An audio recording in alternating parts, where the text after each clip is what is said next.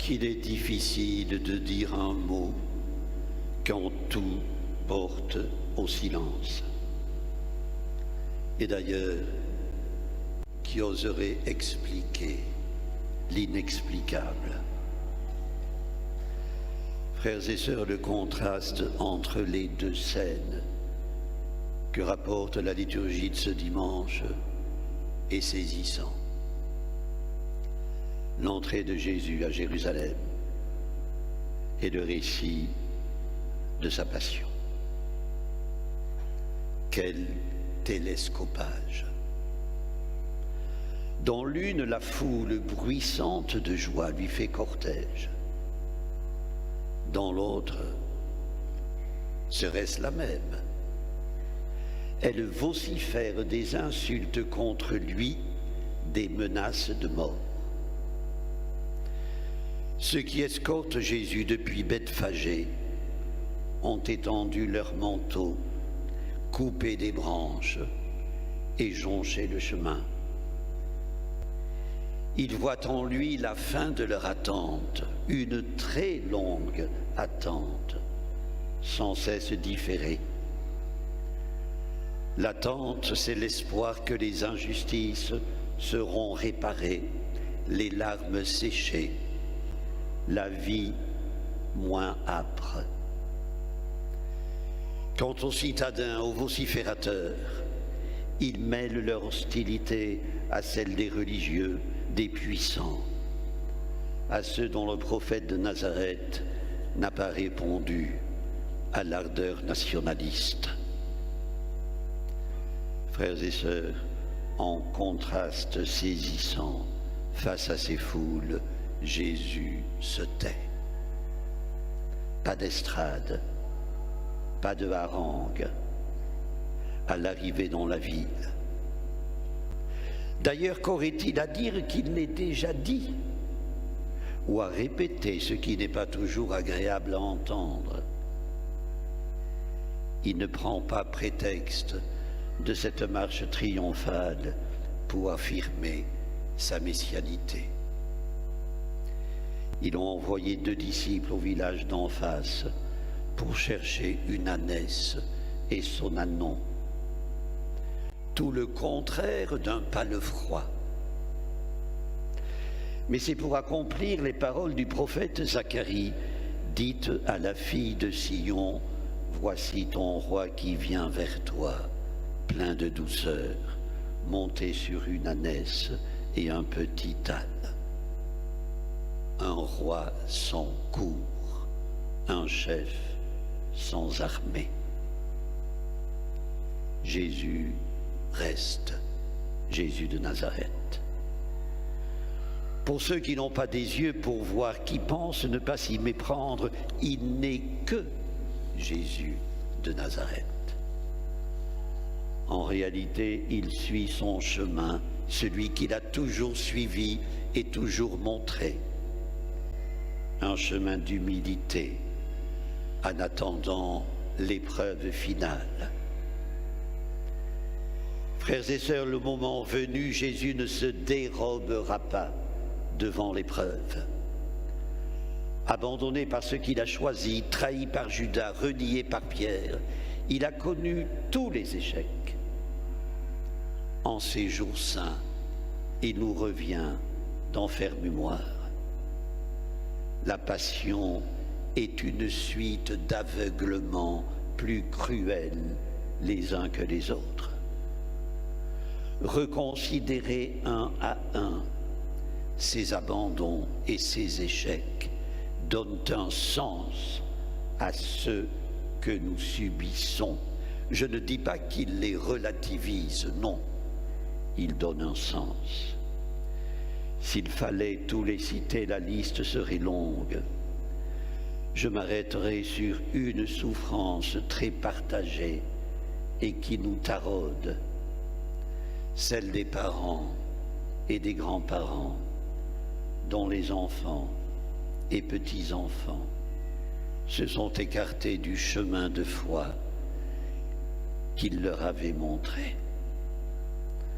Souffrance vécue dans le plus grand désarroi, quand ce n'est pas dans la plus mortifiante dérision. Si bien, frères et sœurs, qu'après les souffrances endurées, nous sommes à notre tour comme les Hébreux au pied de l'Horeb. Notre foi flanche. Le Seigneur est-il au milieu de nous, oui ou non? Qui n'a entendu ou poussé lui-même, angoissé, le cri de Jésus à son Père, cité par Matthieu. Mon Dieu, pourquoi m'as-tu abandonné? Et peut-être ou sans doute nous est-il arrivé de prier avec les mots de Paul VI, prononcés lors des obsèques du président Aldo Moro, assassiné par les Brigades Rouges. C'était au mois de mai 1978. Écoutez la prière du pape. Qui peut écouter notre plainte, sinon encore toi, ô Dieu de la vie et de la mort? Tu n'as pas exaucé notre supplication pour garder de la mort Aldo Moro, cet homme bon, doux, sage, innocent, ami. Seigneur, tu n'as pas exaucé notre supplication.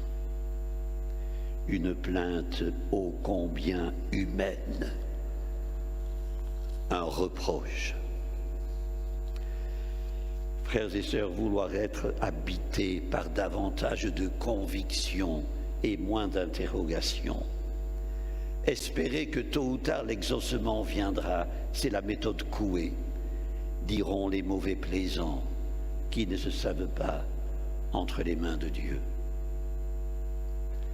Un jeune protestant d'une vingtaine d'années, très inquiet pour son avenir, était allé un jour consulter un vieux pasteur, une bonne pâte de pasteur, comme on n'en fait plus, dit-il.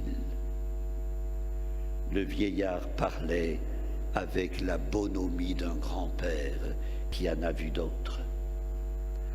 À la fin de l'entretien, il lui déclara « Et puis, tu sais, il faut bien qu'un bouchon flotte. »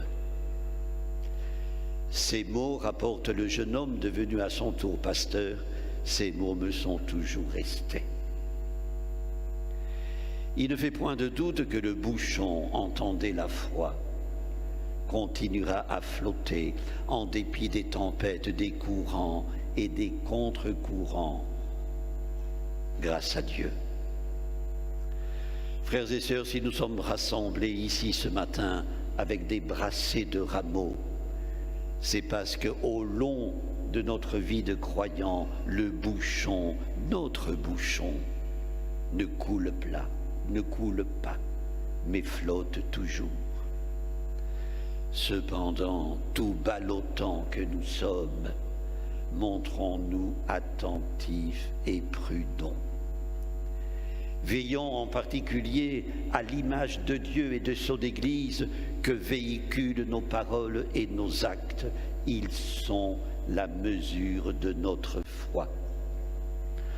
En ces temps de fortes tempêtes pour l'Église, ne serait-il pas un peu trop conforme au dictat de l'opinion? Les textes du jour le montrent, l'opinion est versatile et cruelle. En vérité, celui qui entre à Jérusalem monté sur une ânesse n'a jamais fait l'unanimité. Sa gloire, il ne l'attire que de Dieu. Il en avait semoncé les Juifs quand un jour de sabbat, il osa guérir l'infirme de Bethsata.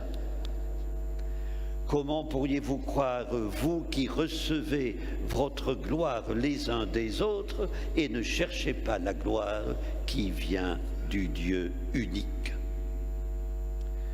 Frères et sœurs, Dieu n'est pas du côté de la force et du triomphe, mais de l'humilité et de la faiblesse.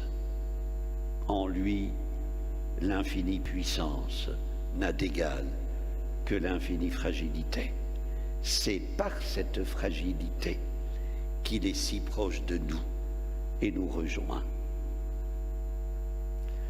Frères et sœurs, pleins de reconnaissance pour ce roi serviteur, brandissons sur son chemin, faute de pouvoir les étendre, ces rameaux bénis.